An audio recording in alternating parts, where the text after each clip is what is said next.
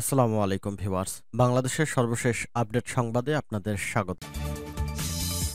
জানিয়ে দিব হাতে থাকা সর্বশেষ আপডেট বাংলা সংবাদ। প্রথমেই সংবাদ শিরোনাম। আওয়ামী দোসরদের কতজন গ্রেফতার হয়েছে তা প্রকাশ করুন বলেছেন লায়ন ফারুক। এরপর জানিয়ে দিব জাতিসংঘের তদন্ত কমিটির প্রতিবেদন আংশিক ত্রুটিপূর্ণ বলেছেন আবু হানিফ। এদিকে হাসিনাকে ফেরাতে প্রয়োজনীয় কাগজপত্র দিল্লিকে পাঠিয়েছে ঢাকা। আরও জানিয়ে দিব অপারেশন ডেভিল হান্ট, নতুন গ্রেফতার 566।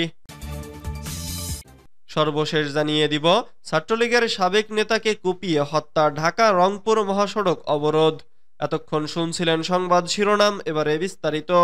তবে অনুরোধ থাকবে ভিডিওটিতে একটি লাইক করবেন এবং কমেন্ট করে জানিয়ে দিবেন কোন জেলা থেকে আপনি আমাদের এই ভিডিওটি দেখছেন। আওয়ামী দোসরদের কতজন গ্রেফতার হয়েছে তা প্রকাশ করুন বলেছেন লায়ন ফারুক। অন্তর্বর্তী সরকার এ পর্যন্ত কতজন আওয়ামী দোসরদের গ্রেফতার করেছে তা প্রকাশ করার আহ্বান জানিয়েছেন 12 দলীয় জোটের অন্যতম শীর্ষ নেতা ও বাংলাদেশ লেবার পার্টির চেয়ারম্যান লায়ন মোহাম্মদ ফারুকুর রহমান। বৃহস্পতিবার 13 ফেব্রুয়ারি জাতীয় প্রেস ক্লাবের সামনে দেশ বাঁচাও মানুষ বাঁচাও আন্দোলন আয়োজিত এক নাগরিক সমাবেশে তিনি এ আহ্বান জানান। অন্তর্বর্তী সরকারের প্রধান উপদেষ্টার উদ্দেশ্যে লায়ন ফারুক রহমান বলেন, আপনি 6 মাস পরে আয়নাঘরে গেলেন। যারা প্রায় 12টি বছর আয়নাঘরের অন্ধকারে নির্যাতন সহ্য করেছে তাদের নিয়ে আগেই সেখানে যাওয়া উচিত ছিল। প্রশাসনের ভিতরে যারা এই কাজটি করেছে তাদেরকে গ্রেফতার করুন।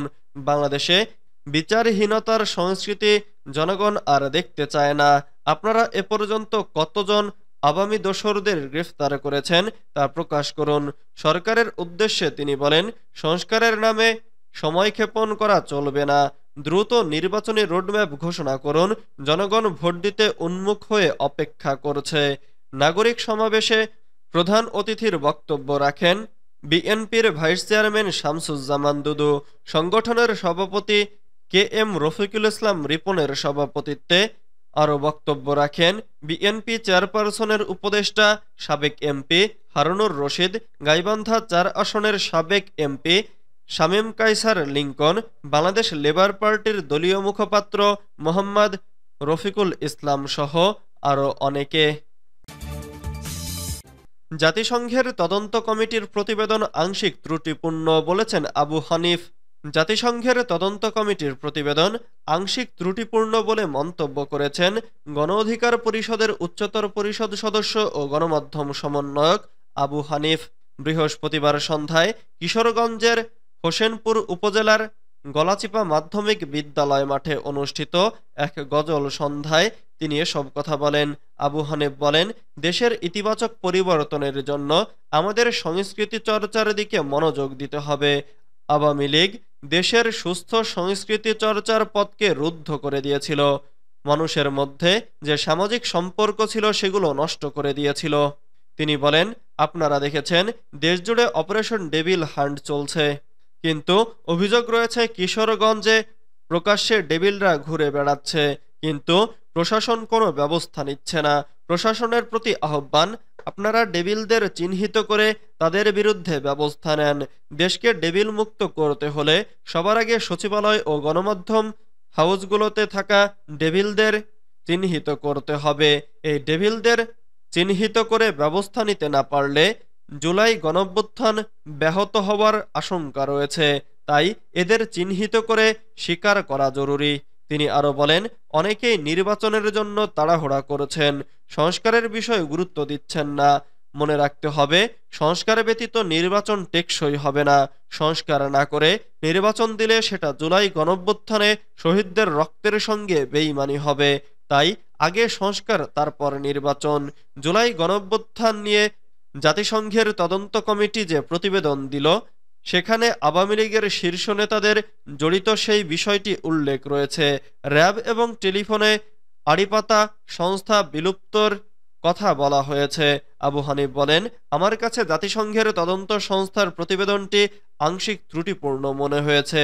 আমরা দেখেছি প্রধান উপদেষ্টা আন্তর্জাতিক কিছু গণমাধ্যম সঙ্গে নিয়ে আয়নাঘর পরিদর্শন করেছেন, কিন্তু আয়নাঘরের যেসব ছবি সামনে আসছে তাতে আয়নাঘরের সঠিক চিত্র উঠে আসেনি। বাস্তবে এই আয়নাঘর আরও ভয়াবহ। হাসিনাকে ফেরাতে প্রয়োজনীয় কাগজপত্র দিল্লিকে পাঠিয়েছে ঢাকা। বন্দি বিনিময় চুক্তির আওতায় স্বৈরাচার শেখ হাসিনাকে দেশে ফিরিয়ে আনতে প্রয়োজনীয় কাগজপত্র দিল্লিকে পাঠিয়েছে ঢাকা। বৃহস্পতিবার বিকালে এক ব্রিফিংয়ে পররাষ্ট্র মন্ত্রণালয়ের মুখপাত্র মোহাম্মদ রফিকুল আলম এ তথ্য নিশ্চিত করেছেন। পররাষ্ট্র মন্ত্রণালয়ের সাপ্তাহিক ব্রিফিং মন্ত্রণালয়ের মুখপাত্র বলেন, শেখ হাসিনাকে দেশে ফেরাতে ঢাকা প্রয়োজনীয় নথি দিল্লিতে পাঠিয়েছে। দেশটির উত্তরের প্রতীক্ষা করেছে বাংলাদেশ। কূটনৈতিক চিঠির সঙ্গে প্রয়োজনীয় সকল কাগজপত্র পাঠানো হয়েছে।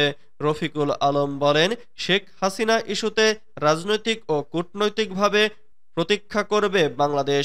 এছাড়া ভারতে অবস্থানকারী অন্য নেতাদের ফেরাতে আন্তর্জাতিক নিয়ম প্রতিপালন করা হবে কিনা সেটি সরকারের উচ্চ পর্যায়ের আলোচনার বিষয়।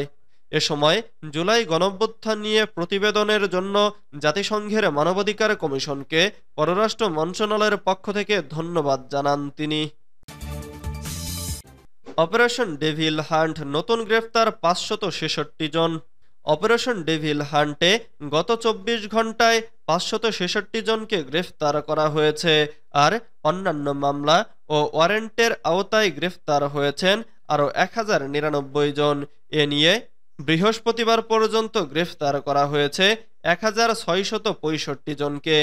অপারেশন ডেভিল হান্ট অভিযানের আওতায় আরও ৫৬৬ জনকে গ্রেফতার করা হয়েছে। এছাড়া অভিযানে ২টি বিদেশি পিস্তল, ২টি ম্যাগাজিন, ৫ রাউন্ড গুলি, ১টি ছোরা ও ১টি রামদা উদ্ধার করা হয়েছে। ছাত্রলীগের সাবেক নেতাকে কুপিয়ে হত্যা, ঢাকা রংপুর মহাসড়ক অবরোধ। গাইবান্ধার সাদুল্লাপুর উপজেলার ধাপের হাটে নিষিদ্ধ ঘোষিত সংগঠন ছাত্রলীগের সাবেক নেতা মোহাম্মদ আবদুল্লাহ আল মামুন মণ্ডলকে কুপিয়ে হত্যার অভিযোগ উঠেছে। এ ঘটনার জেরে ঢাকা রংপুর মহাসড়ক অবরোধ করেছেন নিহতের স্বজনরা। বৃহস্পতিবার ১৩ ফেব্রুয়ারি সন্ধ্যা ৭:৩০টার দিকে মহাসড়ক অবরোধ করে বিক্ষুব্ধরা। এর আগে বিকেল ৪:৩০টায় ধাপের হাট বন্দরের জামদানি সড়ক এলাকায় আবদুল্লাহ আল মামুনকে দুর্বৃত্তরা কুপিয়ে হত্যা করে বলে অভিযোগ তুলেছে তার পরিবার। নিহত আবদুল্লাহ আল মামুন উপজেলার ধাপেরহাট ইউনিয়নের খামারপাড়া গ্রামের আব্দুল মান্নান মণ্ডলের ছেলে ও নিষিদ্ধ ঘোষিত ছাত্রলীগের সাবেক যুগ্ম সাধারণ সম্পাদক ছিলেন। এছাড়া তিনি বিপিএলে সিলেটের ফাস্ট বোলার ছিলেন।